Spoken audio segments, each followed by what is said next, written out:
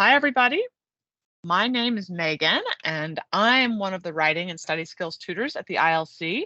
So if you've got any essays, I hope to see you at some point this semester. And I'm a virtual tutor, so this is where you will see me.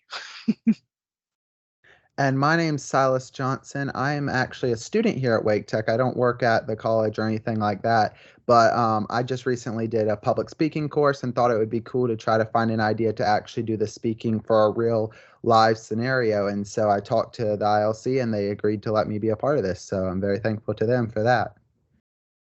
And Silas's area of research is soft skills, so he is a perfect candidate for working with me on this presentation. So it's been a fun collaboration. Yeah. All right. All right. So we're going to have a couple polls going on with these, starting with this first one. If you'll just give me a minute to launch that.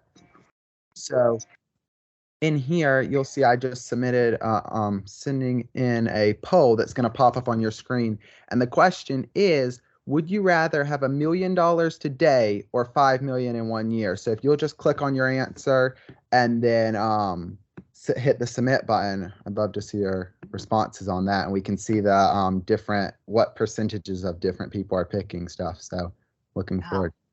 Look at it go. Oh, wow. Yeah. Got some planners, a lot of 5 million in 1 year. Yeah. Interesting. Yeah, a lot of people willing to wait for the more in the later run. Yeah.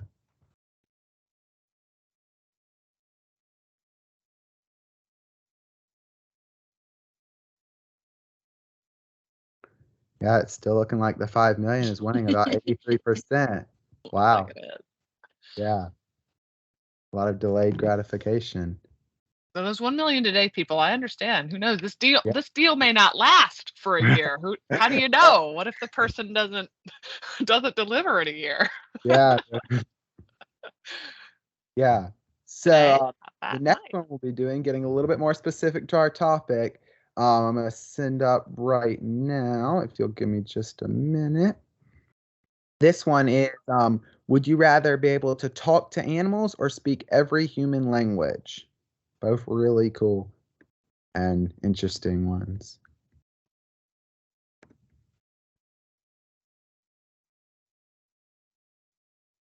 Interesting.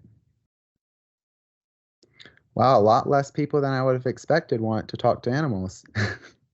Guess it's nice to, be able to talk to every human that exists more than, them.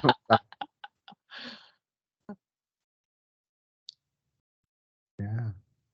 It's not quite as polarized as the first one. No, a little more There's even. a larger category. More even. We'll see what I'm laughing at our commentary. So the very last one we're going to have on this, getting really specific, is would you rather write an email or talk to a stranger? So we'll see how widely this one varies. Launch that one. We'll see people's opinions on that. Oh, good question. Is the email to a stranger? I don't know. I guess I was kind of thinking it that way. Like, do you want to write an email to a stranger or talk to a stranger? I guess. Yeah. Cameron. Yeah, That's interesting. Question. A lot of people like to take these would you rather's and they got to know all the parts, which is good, but interesting. Well, this one's a lot more even though. Oh yeah, wow. Surprisingly. Yeah, almost break even. Yeah, only a 10% difference. Interesting. Yeah, a lot of people are going more on the email side.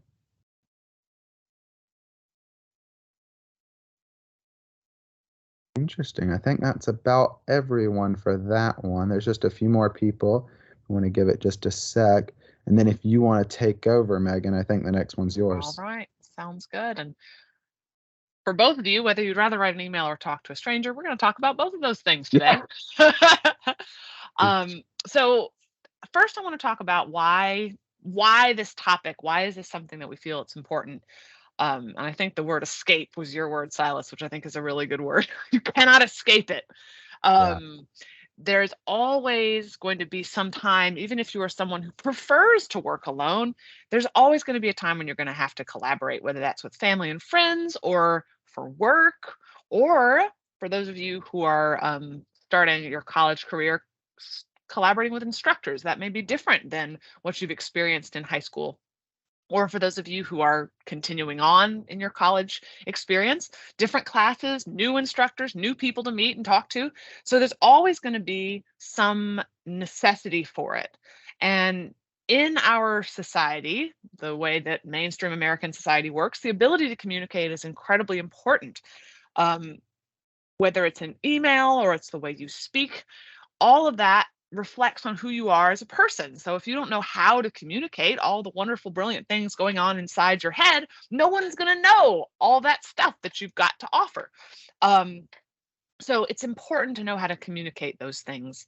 And collaboration is kind of taking communication to the next level. How do you share those ideas? How do you work with someone toward a common goal, which is, again, something that's important in all areas of your life. And it's not just for a college experience or for your personal life. The top of almost every list, like, if you Google, like, what do employers want, collaboration and communication is the top of like every list. Those skills, that ability to communicate, that ability to work with others is incredibly important. Yes. Yeah, you'll definitely see that. There's a resource we're going to share later at the end of this presentation, and it's a government website talking about that, and that's one of like the 5 soft skills that they mentioned is that communication. And I did a lot of research on this about a few months ago, trying to write a paper on this, and it was just like I'd go through all these different websites. It was communication every single time almost. I don't know that I even saw one that didn't have it. So it's definitely one of the more important ones. Absolutely. Yep. And I realized, there we go. Let me go back to there. Okay. Yeah. Now we're going to talk about audience and how that influences the way you communicate. Yeah, and this is a very important topic because audience is very important. You can't talk to your instructor the same way you would to your friends. Yeah, I know a lot of people, you might be to your friends like, "Hey, bro, how you doing?" And I don't think your instructor is going to appreciate it if you come up to him and ask him right before you ask him some questions, say that. And while classmates is another interesting one, while classmates are still your friends maybe to some degree, they're not the same as normal friends where it's that same level of informality. You do have to, since it's a scholarly or academic setting, you have to make sure that you're treating them in the right academic case and not just goofing up and stuff like that you could do with friends. So it's very important. Who's the next one? And the next topic we'll be talking about is oral communication. This is an important difference to make here is there's 2 types of communication. There's oral communication, and then second of all, there's written communication. And we'll start off talking with oral communication, where Megan's going to be talking to us a little bit about talking to instructors.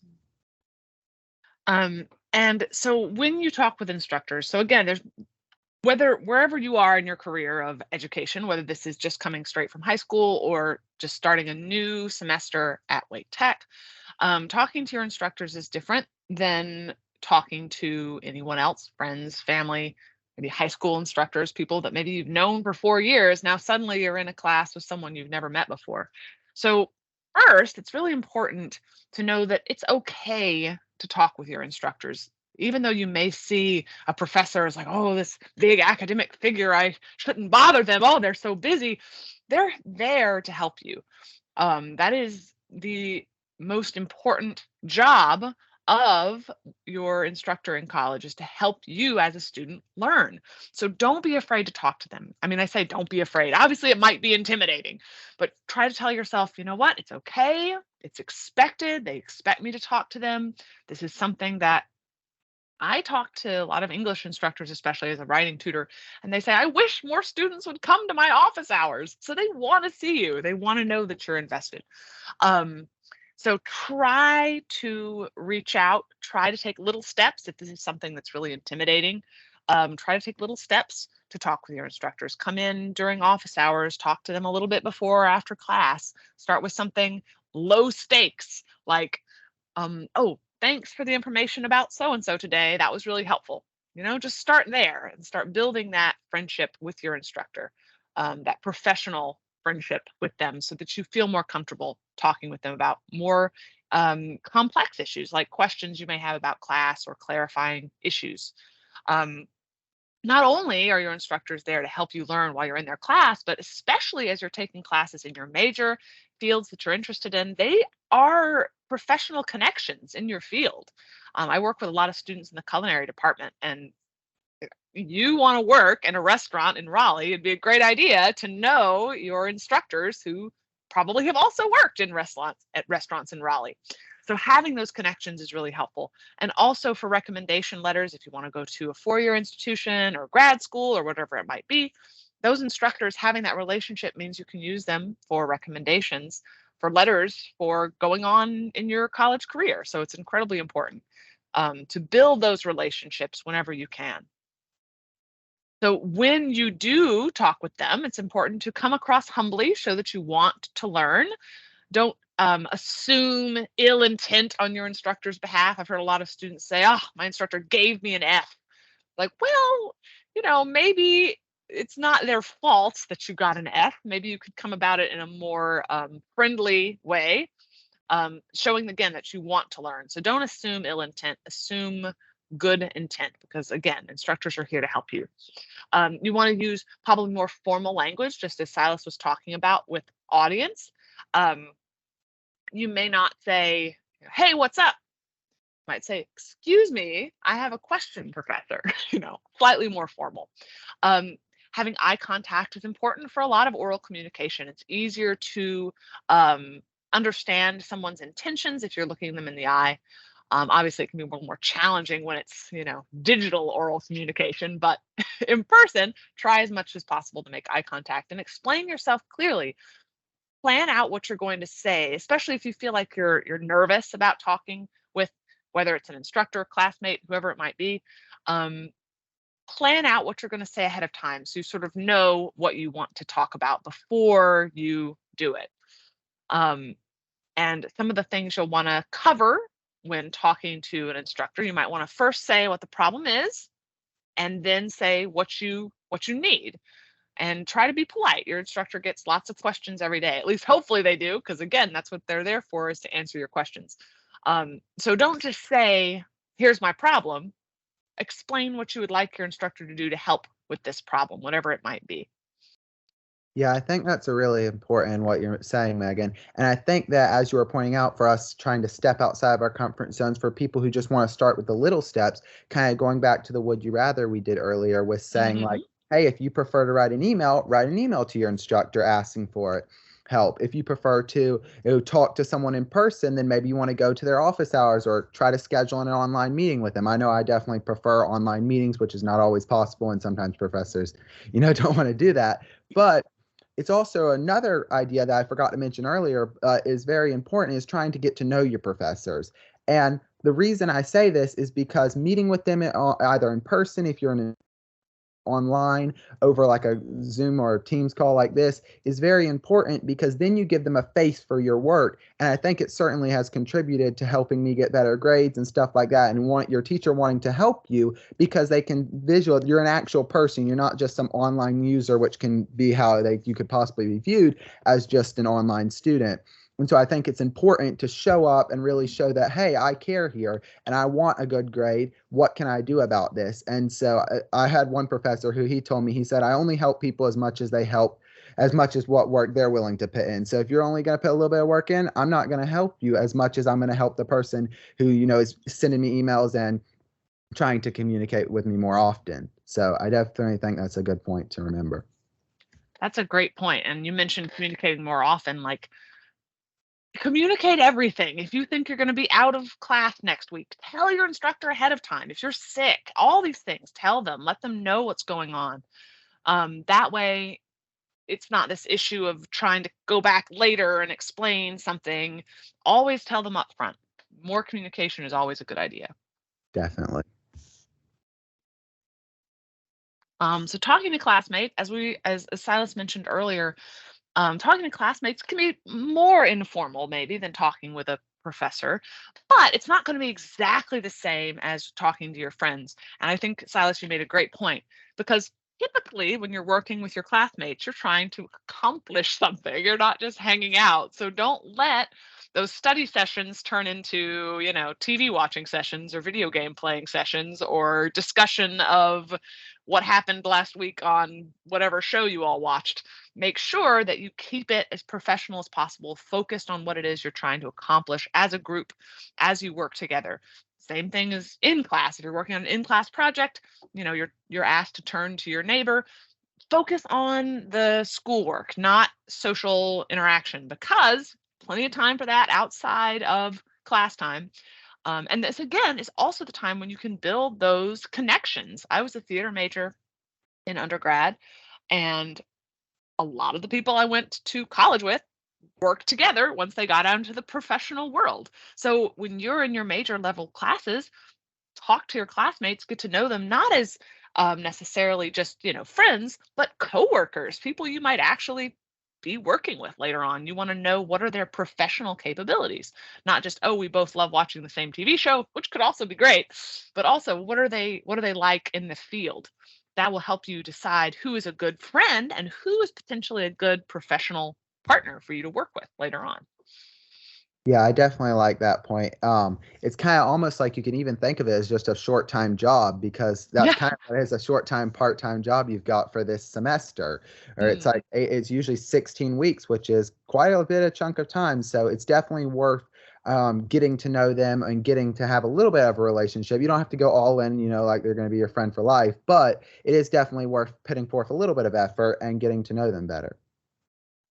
But that being said, it's very important to never collaborate on a project that is meant to be done alone or to copy from one another, because then you're cheating both sides. That person is potentially going to get in trouble and you're going to potentially get in trouble for sharing your information. So it's very important not to do that. And before we move on, I was going to pause for questions real quick. If that Yeah. makes sense. Any questions about anything we've talked about so far?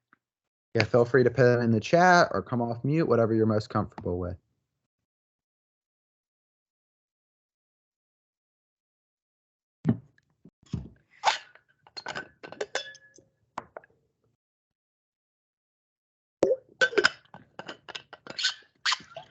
All right. Well, All we'll move on. right. And if you have anything else, feel free to mention it in one of the other question sessions. So our next slide is on phone calls, which I think is an important part of communication, but we often forget it, especially in this world we live in now where it's more texting or emailing or even Teams meetings or Zoom. And it's an interesting world, because when you're texting, you have emojis and things like that. But when you're phone calling, you can actually hear people's tone. And I know a lot of people like that more because you can tell more from tone. And with texting, you lose a lot of stuff. And there's a few important things you want to do when starting a phone call, such as starting with your name and title if applicable. I usually like to tell people at Wake Tech, hi, I'm a Wake Tech student. That way that I'm not some random person who got the wrong number. And then also asking if people have a minute. People really, I think, respect that because it shows that you care about their time and that they're important to you as well. And as the slide says, people won't be reluctant to think that they're going to get on, an hour-long call with you. So, and then speak clearly. People can't see your face. I know this was a problem when COVID started and everyone started reading mouth. Some people who don't talk quite as loud, then they had the mask on and you just couldn't even lip read then. And so it definitely ends up being a problem. So talk very clearly. And then when you leave a voicemail, you need to give people a way to get back to you. Sometimes they can't see where you're calling from. Sometimes that works, but other times not. So making sure to restate your name. That way people know who it's from, and also make sure to state your phone number. I usually like to do that twice just so that the people don't have to play the voicemail over again. With that being said, we're going to go into a little bit of a session of kind of question. This is a fun thing that we thought of, and we want you guys to try to, I'm going to read out the question and then write in the chat what you would do in this scenario. So the question is, if this happened to you, if you need to tell your instructor about a problem you are having with an assignment and they said the best way to reach them is via a phone call, what would you do? So I'll give you guys a minute to write that down in the chat, or of course, come off mute, whichever one you're more comfortable with.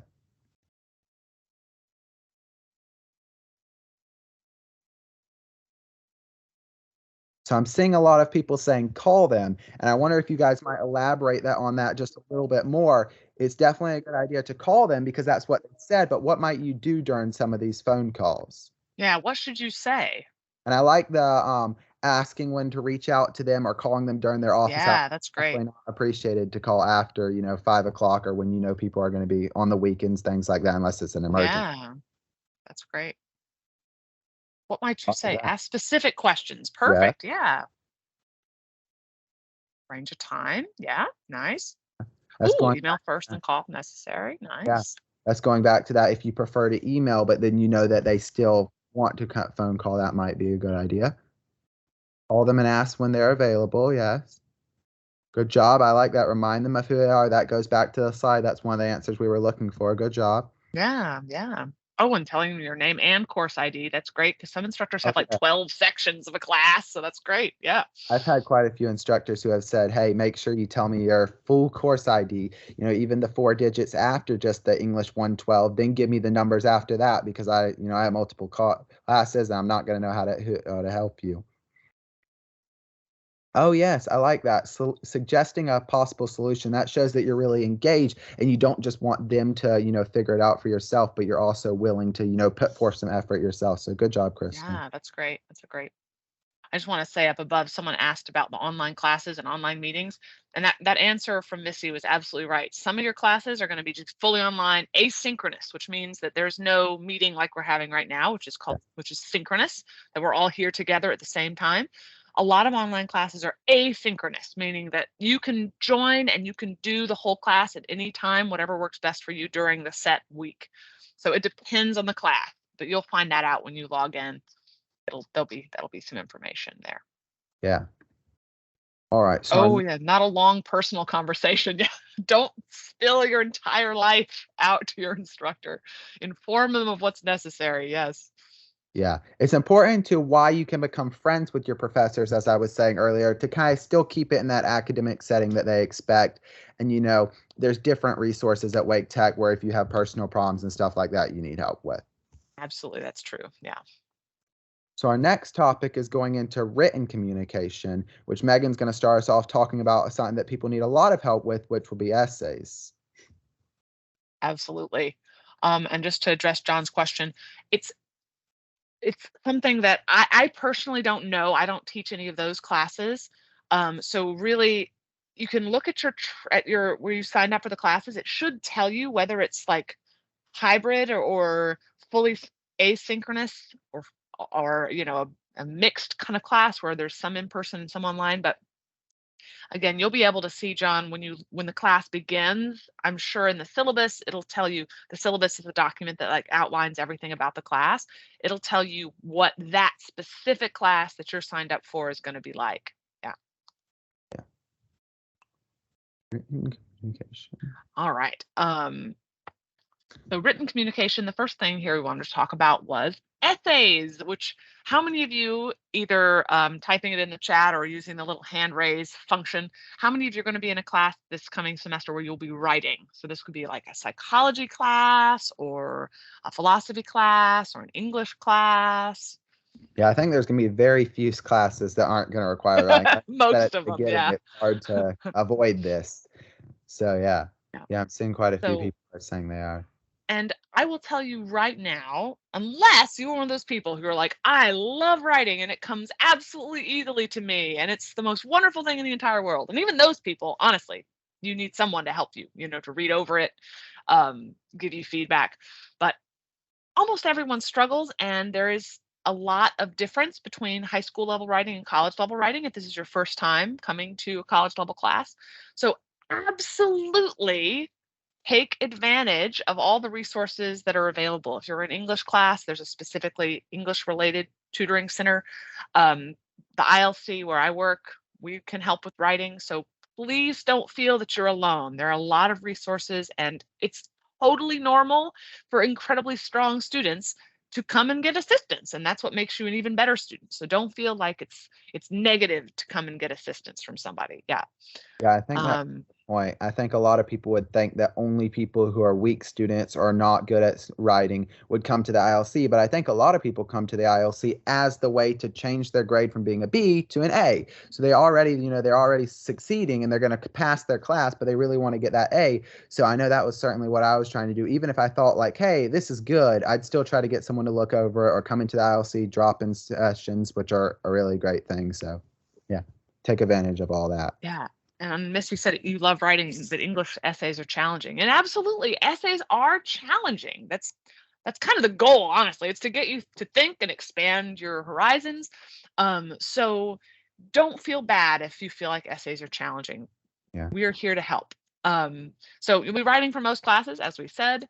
But most instructors are going to be very clear about the kind of essay that's expected and like what it should look like. So an English essay may be very different from a psychology essay. And instructors are usually going to give you some really clear guidelines about what that should look like. So don't panic if you're like, oh God, I have to just come up with a paper out of nowhere. No, there's going to be some guidelines, there's going to be instructions, and it's really important to follow those guidelines and instructions. You might write a brilliant paper, but if it doesn't address the prompt, if it doesn't follow the instructions, you make it a poor grade anyway. And Missy's right. Use the templates. Some instructors will provide templates, and so you can absolutely follow those. John, if you could just clarify your question about typewriting, and I will happily add some more detail there. And as I said, make sure to meet with us and also your instructors. This is definitely one of those things that you can talk with your instructor about. You can say, hey, I'm working on my English essay and I'm struggling with my thesis. What are some suggestions you might have? You can absolutely talk with them about it too. Yeah, and we'll make sure to we've got the link at towards the end of the presentation, the extra help resources to get with the ILC, get the writing help, get different help from them. And they're very available and helpful with that. So definitely look at that. And just to address, I'm not sure, John's question, that yes, your classes will mainly be online. So it won't be a lot of, mostly you'll be writing with, typing. You will not be handwriting for most of your classes. It'll mostly be typing. I don't know if that was your question. And yes, some instructors will provide them.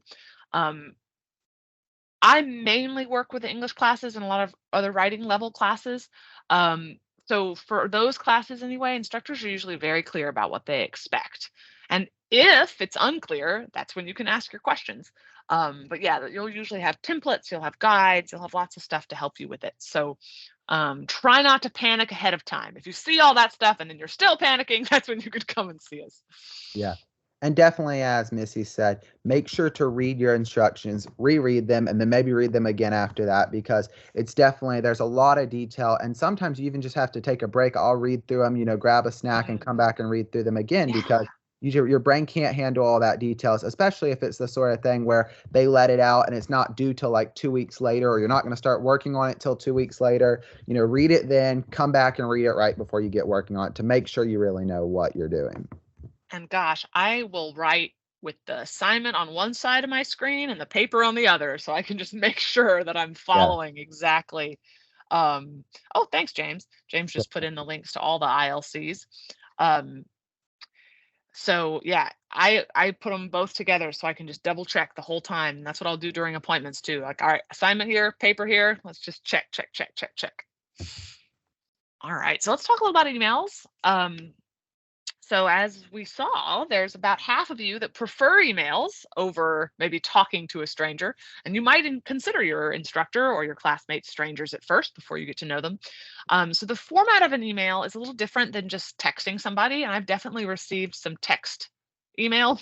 I was like, it wouldn't be weird if I'd gotten on my phone, but getting an email like a text is a little off-putting for someone in the academic realm. So you want to write it in a more formal way. So the parts of an email: first, the salutation. And doesn't have to be dearest so-and-so, just, hello, good afternoon, something at the top. Then you'll have the body of the email.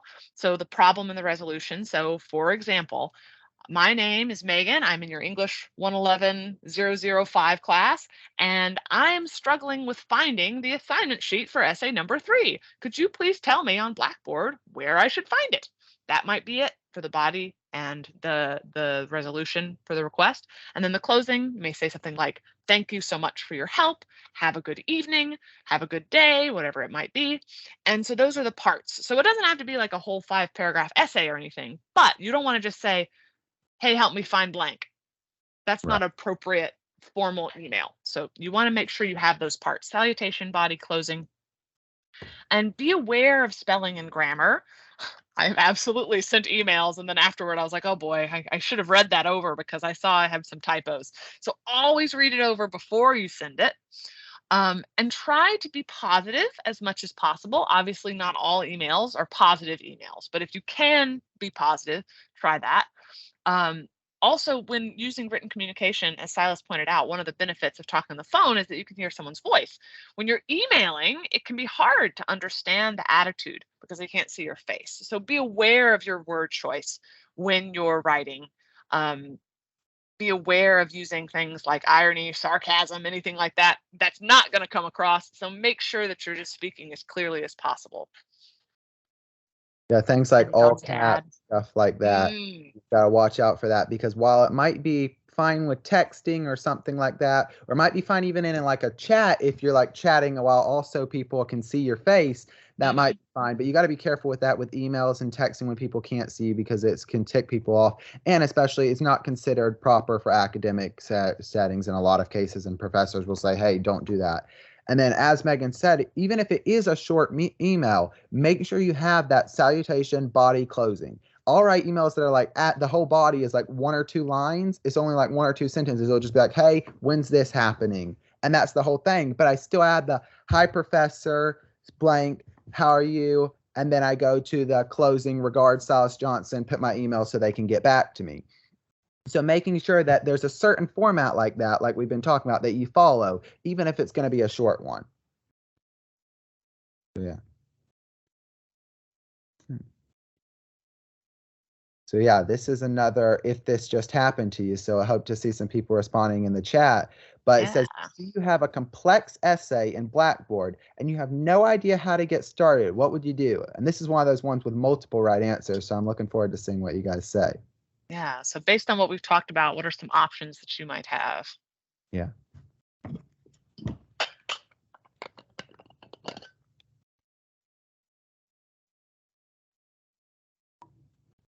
Email your professor. Absolutely. Brainstorms. Maybe first you try and work it out by yourself. You do some brainstorming. Yep. Emailing your professor. Absolutely. Good strategy. Using that format that we talked about. Yeah. Talk to your professor before class, after class. Good idea. Yeah. Absolutely. ILC. Yeah, that was one of them. James is good. Go to ILC. Not at all partial. Yeah. Ask your classmates. That's a great idea. Absolutely. Build those relationships with your classmates. Yeah. Talk to other students. Yeah, it's the same one. And I think that's another one that I hadn't really thought about that until you guys brought that up, but it is an interesting one. You can reach out to, if you know, hey, here's a student who's always doing well, and you know they're actually doing well, and don't just put on a face where they look to be doing well. You know, you can ask them and say, hey, you know, maybe you know them better than you know your professor. Hey, could you take a look at this before I go and ask my professor? And I really like the talk with family and friends. That's a good one too, because a lot of your family and friends, they might even be experts in this area, depending on what your parents do for a job. Or absolutely. Yeah, like if you're in a psychology class and your aunt is a psychologist, great idea. You should probably ask her. She might have some ideas. Yeah. All right. Good point, Caitlin. And I think it's important that everyone gets stressed from time to time. Like the stress itself is not something to say that is bad, you know? So I'm glad that Caitlin was honest. First, I would stress myself out. Then I would do this. But it's important not to stop at that stressed out phase. It's very easy, especially if it's something you've got a lot of anxiety about. Math is mine. That you can just shut down and not want to pursue it. But it's important to get over that. And that's how you can move forward. Yeah. And I like that you put all the things in there. So it's not only, you know, go to my instructors before or after class, email them, but also go to ILC. And I think it's another one is go ahead and, you know, get as much help as you can. I'd have times when I'd go get my instructor, then I'd go to the ILC, and then I'd go to the ILC again because, you know, I hadn't gotten quite as much help as I'd want on this. So, yeah. Googling stuff can be a good idea, but you've got to be careful because, not anyone can post anything on Google. So just be careful that you know what you're getting is reputable. There was a earlier presentation on that called research skills. So definitely take a look into that if anyone's interested in that. Absolutely. And yeah, Google is a great resource, especially for just like general information. Your class might be a little different depending on, what the class says versus just a general audience. But yeah, if you just want to know like the general format of an email, formal email, for example, Google would be a great place to go to get some general ideas. Absolutely. Yeah, it's just when you get into more specific things like citations and stuff like that, where there's one way your professor wants it. And there will be professors who will want it not the normal way. And so then you got to find it wherever they've got it. So, yep, absolutely. All righty. Next up is the second half of this presentation, collaboration. So for collaboration, that's basically teamwork is another way of saying that. It's working with someone else to try to achieve a goal. And on here, we've got a few points I'd like to talk about. First of all is compromise. So you might know the best way to do it, but if someone else has a way that will work as well, that's one case where you're going to want to say, hey, we can do it your way. You want to include as many people as possible. And then conflict resolution, trying to not get into just petty fights with people and trying to find ways to really just head that off before it can even start. If someone's really sensitive about a certain topic, just avoiding it altogether. And then showing that you value the other person's ideas is saying maybe even it's a bad idea, but you just show them, you say, hey, we can think about that, even though it's not a good idea, but you can still talk about it and maybe try to help them know how they can, how they're actually wrong, but without trying to just shut it down or ignoring them, which makes people, feel not a part of the team and not, thought about. And then this is a very important point. Communication is listening and talking. So it's a two-part thing. We said it was oral communication and written communication, but it's also listening and talking, or reading and writing, depending on what, oral or written communication. And a lot of people forget about that listening part. There's so many people, they just go on and on and on, and they don't want to stop and listen to you. And that was another one we had. The first keynote of today was active listening.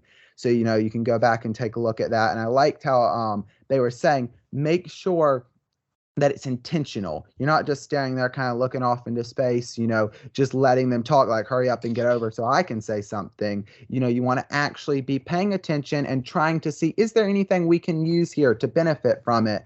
And even if it's going to be something like you're talking to a younger sibling, or you're talking to someone who you're like, hey, I already know they don't know anything about this topic. It's still important to listen to them because it makes them feel cared about and it makes them feel loved, which is a very important thing to do. We're not just here to accomplish a task. We're also trying to, help build up everyone during it. So this is the second slide on 4 things that are very important and essential to have in teamwork or collaboration, both of them. First of all, make it clear who's doing what. If you don't, you're going to end up, it's the day of the assignment and you're like, oh, look, we all didn't do anything because we all thought everyone else was going to do it. Or even worse, we all did the same thing. And so we all did a bunch of work, but it's all useless because we didn't complete the other half of the assignment. And then a very good thing to have when you're doing a group project or something like that is have a coordinator. Pick one person who says, hey, I'll be willing to check in with people and say, hey, how's your project going? How far have you gotten on this point? And really kind of the mastermind behind it, watching it all happen and checking in with people. And so it's very important to have that, as that, like I'm saying, you're going to end up with not having stuff complete and it's going to be time for the assignment due and it's not going to be there. So then third is humble, hungry, and people smart. I'm going to have to explain this just a little bit, but this is what Pat Lencioni, he runs a consulting group talking about teamwork and a lot of stuff like that. But in his book, The Ideal Team Player, he talks about 3 things that team players need to have, or you need to have successful teamwork and collaboration, as we're saying here. So humble, first of all, you don't want people who just think they're the best. That's part of that listening to other people, is showing you value their other ideas. You're not always going to be right. Second of all is hungry. Hungry people are the people who aren't just going to kind of sit there. They're going to be like, hey, let's get this started. Can we do this? They're the people, you see completing their assignments before, a day before, stuff like that. They're the people who always want more and are trying to, get the job done. And then people smart is not like smart as some people think about it as, oh, I know all the math facts or I know all the statistics on this thing. It's people smart, meaning, as I was mentioning earlier, when people, you can tell this person seems kind of sensitive around this topic, make sure I approach this and don't just, barge in and just, it's a way of watching when you see someone's getting a little ticked off, you don't just keep pushing it, you maybe take it down a level. And then fourth, which is a very important one, is deadlines. Make sure you know your deadlines. I woke up one morning and I was like, oh, I totally had written up my thing and I was going to submit it, but I thought it was a little bit longer, or I thought I had submitted it and, the deadline was already gone. So it's very important, to have your deadlines and know when they are. That way that you don't want to be like, oh, I've got one more day. There are all those people who think they have one more day and then, it was due that night and they could have gotten the work done, but they didn't know it. So if this just happened to you, got another one. So get ready to type in the chat. You were assigned to a group project with other students. It's the night before the assignment is due and the project's not done. What were the problems with the collaboration in this example? And that's going back to those 1 through 4 things that I was telling you about and some of the other ones too. So if you remember those. Again, be aware this isn't so much of the what would you do? It's like what happened that was wrong. Yeah, maybe the roles weren't clearly expressed. It didn't work. Yeah, why didn't it work? What was the problem? No leader. Yeah, absolutely. That lack of communication. Yeah. Who was doing what? Who's the quarterback? Yeah, that's great terminology. Coordinator. Who was the coordinator? It looks like we didn't have one. That's what a lot of you guys are saying. The work wasn't distributed correctly. I didn't even think about that. Important thing to buy up is not letting, even if one person says, hey, I can take it all, or I can do this giant chunk, and you're looking at them like, I know that's a giant chunk. We probably shouldn't give that to you. I know you could probably do it, but you're going to stress yourself out. So making sure you divide it out evenly. No one took responsibilities. Yes, I like that. Great points. Checking others' work can be a good thing to do too, as you're saying, Ian, because even though you have willing people who are willing to help you and they're super happy and they're willing to help you, they might not be good at it or they might be doing it the wrong way. So that's another thing, is having that coordinator be like, all right, guys, it's the night before, we've all finished our stuff. Can everyone kind of just look at this and make sure we're all happy with it so that we all feel good that we would have submitted this? Ooh, check-ins aren't being made along the way. Yeah, I like that.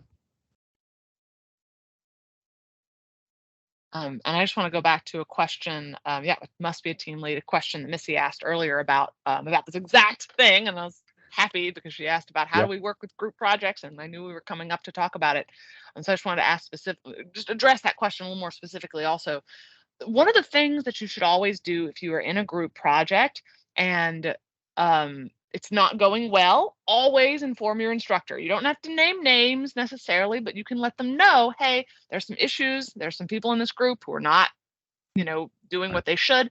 That might be a time when the instructor can then reach out to them. And it's kind of difficult when you're all peers to try and be the boss if it's not that you were, fairly chosen to be the team lead. It's tough to be like, hey, do your work. That's where your instructor can come in. So definitely let them know. Definitely let them know that something is going on with your group. That way they know when the project is turned in, they'll know eventually when they ask questions who didn't do the work and so on. And yeah, as James said, it depends on the class. Typically you'll be grouped by just, randomness, but usually your instructor's not going to assign a team lead. That's up to you guys. You'll be the one to decide. And yeah, it's a great point, hungry. I love that term, like this desire to do and learn and interact with others. And that takes a lot of energy. It's a hard thing to do. So that it's a skill to develop. Absolutely. Yeah. And I like that too, what Megan was saying. It's probably going to be the case where unless one person is just clearly maybe the oldest person in the class and everyone's just already willing to let them be the group lead for this one, it's probably going to be the sort of thing where someone's going to need to say, hey guys, I think it might be necessary to have a coordinator in this case. Who do we think it should be? And it might just come down to, voting democratically, trying to figure out who's the person who we want to do. And, there might be people who would disagree with that. but it's going to have to just come down to, it's important to keep in mind what is best for the team in this case. That's part of the reason people give out group work, is it so that people can learn how to effectively work on a team. Because when you get to a job, it's going to be the case where they're going to give you a role and they're going to say, hey, here's what you're going to do. And a lot of times it's going to be on a team. And so you're going to need to know these ways. And so a lot of professors are trying to go ahead and get you into that before you have to go ahead, before you even enter the workforce. So yeah. Yeah, that's a really good point. So next up, we have the summary. And I know we covered a lot here, but it's important.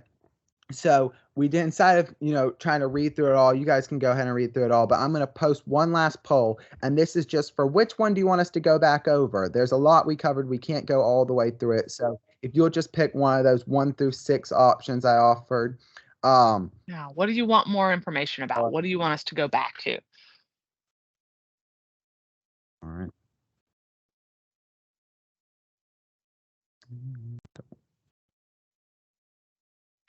And I notice when it pops up, it might block some of your screen, so you can just view the poll in the chat as well if you need Yeah, you to. could just hit the X box and then go over the X and go over to the chat. Well, it looks like we're having a lot on 5. 66% of the people right now. Oh yeah, look at that. 5. Choose a coordinator. Yeah. A second for people 4 and to 5, absolutely. Yeah, we've got about 6 people right now. So while people are voting, I'll go ahead and talk a little bit about the choose a coordinator. And I think that honestly, for the most of the time when I've been in group projects, it's kind of happened organically. There's one person who's just like the most organized, or organized, whatever that might mean, and they'll be like, all right, everybody, so let's go. What do we need to do? Blah blah blah. Right. So what that might mean is that may happen naturally, and if it happens naturally, great.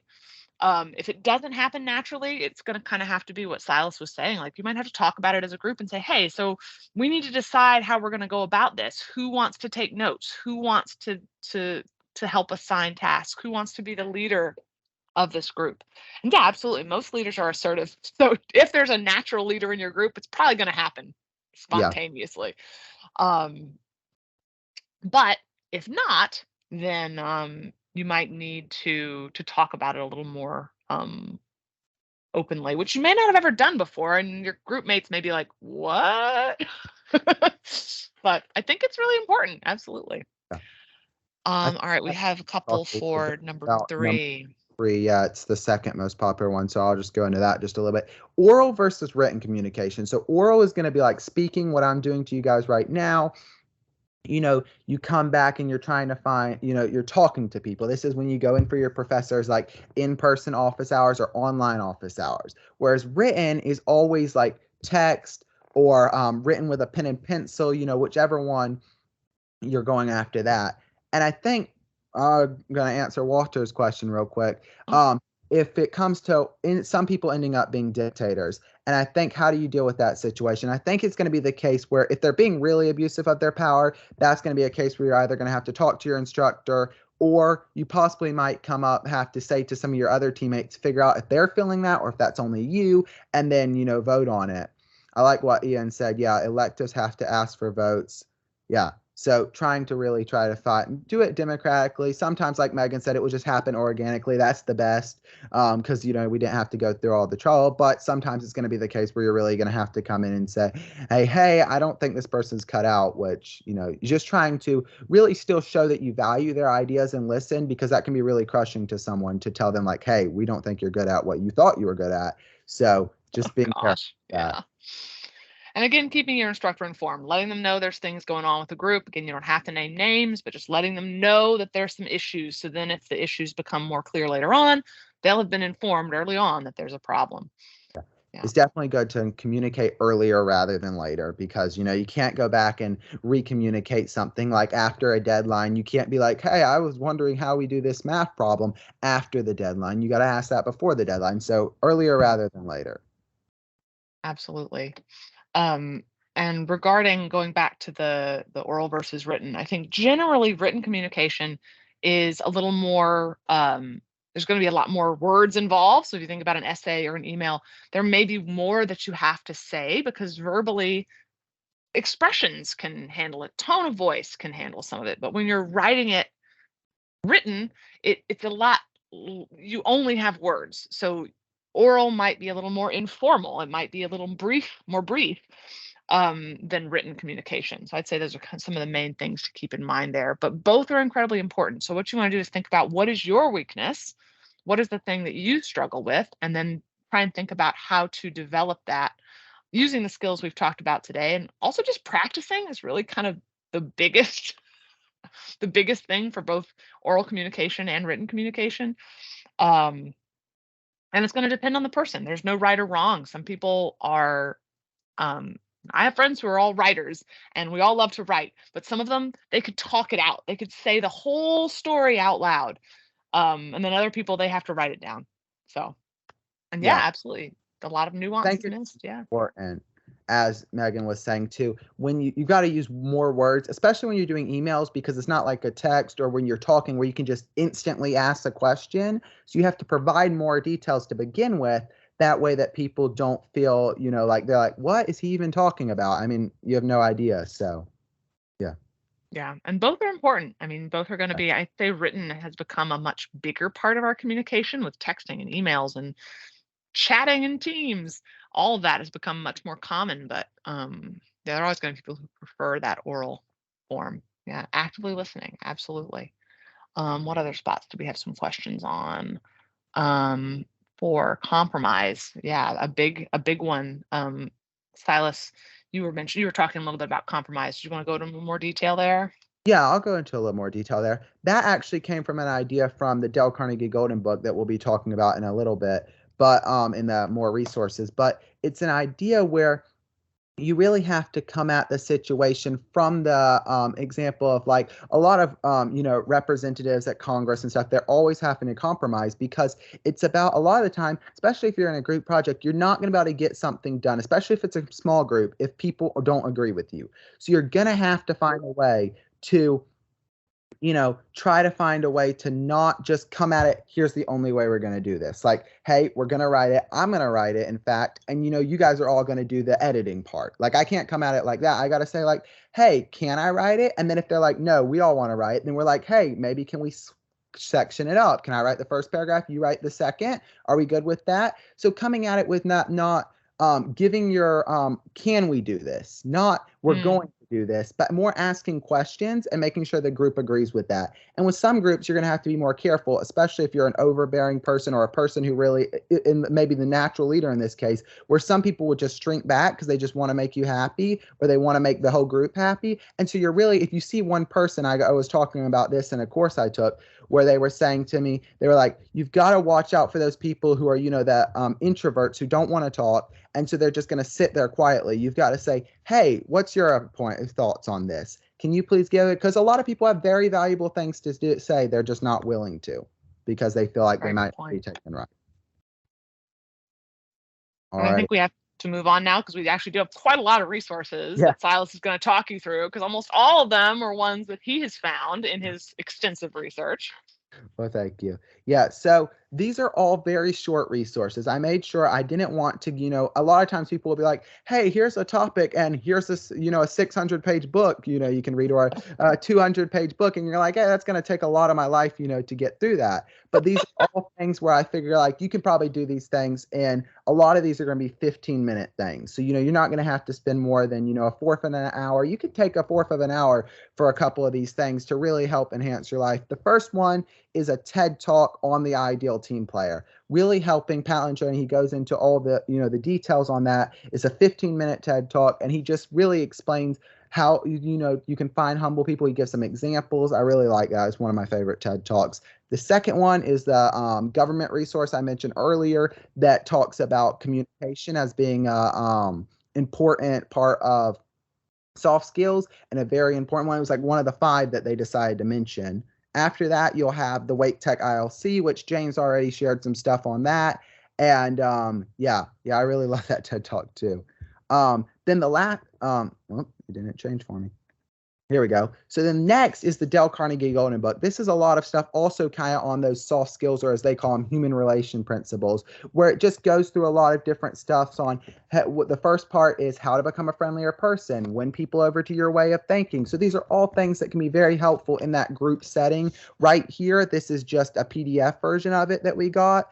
And so that is very helpful. Moving on, we've got, oh, go ahead. And again, when he says book, like, you know, like a Oh, 10-page book, it's a short book. I It's a little book. Like, it's not even, it's like, I think it's like 10 pages, the whole thing. And it's like this tiny book. Look, my hand's bigger than it. So, I mean, it's the sort of thing that'd probably be less than a 15-minute read. So, yeah. Then this is from last year's ILC Student Success Conference. This was all resources on soft skills. So all last year's conference was developed to soft skills. I think we had one on maybe communication too, a lot of different things like that, critical thinking. So you can either scan the QR code, click on the link when we let out the slides. But now we'll just go in these last few minutes to any questions. Does anybody have any questions they'd like to ask? Feel free to put them in the chat, come off mute, whatever's most comfortable to you. And we are going to stay a little later to answer questions if anyone has them. So yeah, don't feel like you have feel like you have in 1 minute. You know, you can take your time.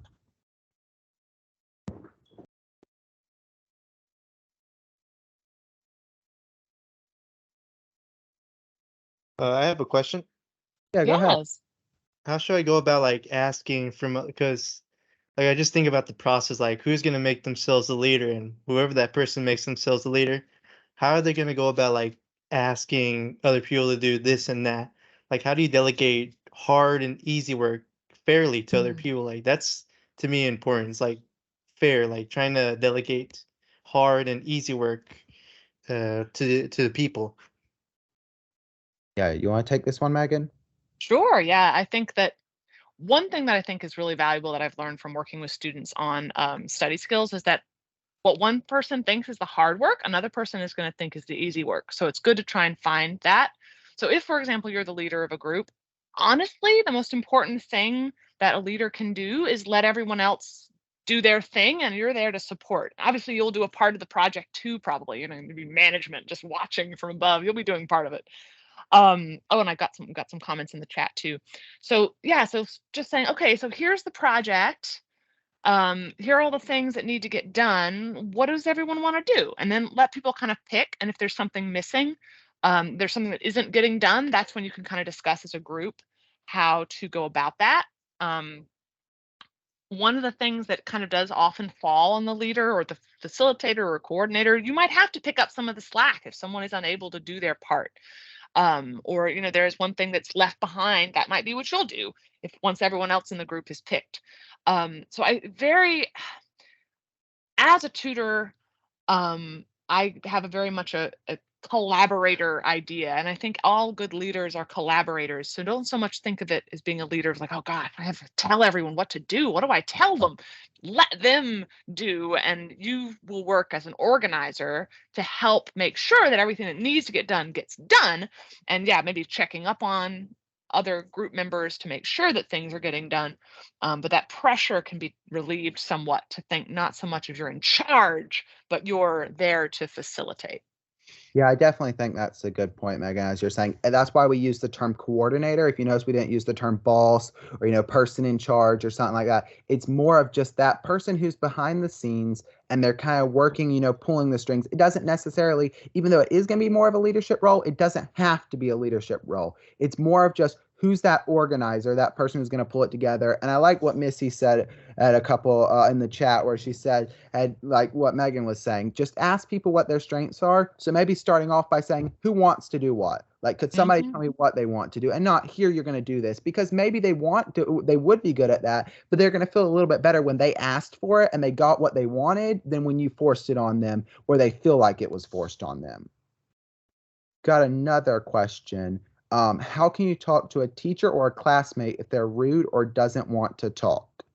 I think that's going to go back. That's a hard situation to be in, but it's going to go back. It's going to depend whether it's a teacher or a classmate, but one of them is going to go back to that starting off in a kind way. It's very hard to refuse people who, you know, are very nicely coming around at something and they're trying to, you know, they're always starting off nice. So, you know, even if your teacher is like, hey, or just responding to you short, you still come back and you're like, hey, or have a good day and things like that. And always trying to find a positive spin on it, as we mentioned earlier, and trying not to just, you know, you don't become negative too. Make sure to stay positive. And then for the classmate side of that, same thing, principals to the teacher, but also unless it's a classmate that you're forced to work with, it might just be better, to not work with them or find a different classmate.